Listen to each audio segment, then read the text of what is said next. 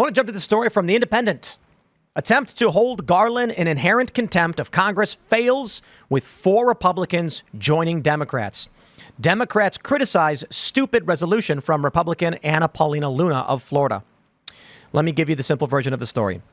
Steve Bannon and Peter Navarro are in prison. Steve Bannon was instructed to turn over documents. However, he was also instructed by Donald Trump not to, citing executive privilege, putting him in between 2 branches of government.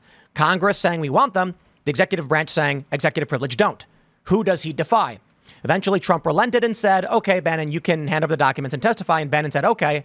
Congress said, too late. We're putting you in prison.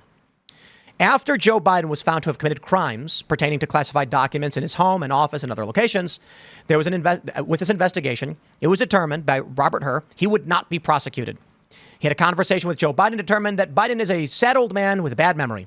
So effectively, he is not competent to stand trial, as many people have interpreted it.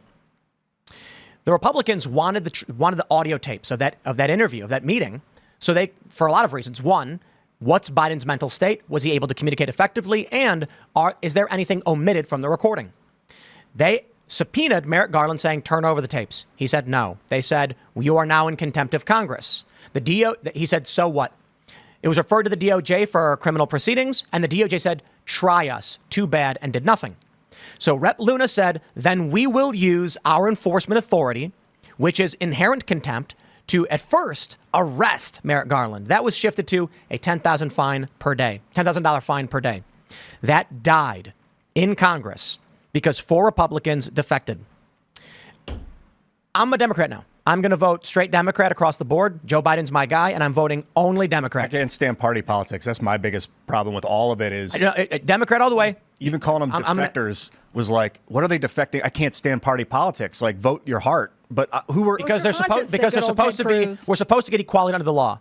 But my view now is there's only one political party that's willing to wield power, and it's the Democrats. So I should just be on their side, right? At least then I can advocate for arresting people, and maybe it'll happen. The other issue is maybe, just maybe, the only reason that the country actually functions in any capacity is because while Democrats are constantly trying to set the curtains on fire, Republicans are slapping their hands away. And the moment the Republicans stop, they'll just torch the whole place to the ground, and maybe then we can rebuild something without them in it.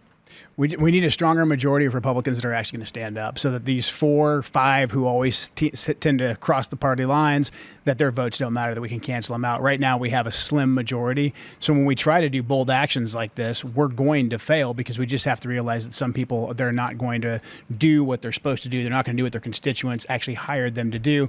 That's a primary issue that should be sorted out in the primary, but we've got to have a stronger control of the House of Representatives so that Speaker Johnson isn't always having to, or whoever is the next speaker, isn't constantly having to play this like, oh, do I have enough votes with a thin majority? We need to have people who are ready to use power effectively to hold people accountable. This isn't partisan politics. I mean, what Merrick Garland has done basically since he's been ahead of the DOJ has been prosecuting Americans outside the boundaries of the law. That's got to be reined in. Republicans should have defunded the DOJ a very long time ago until they stopped going after grandmothers that, were protesting abortion clinics, parents at school board meetings.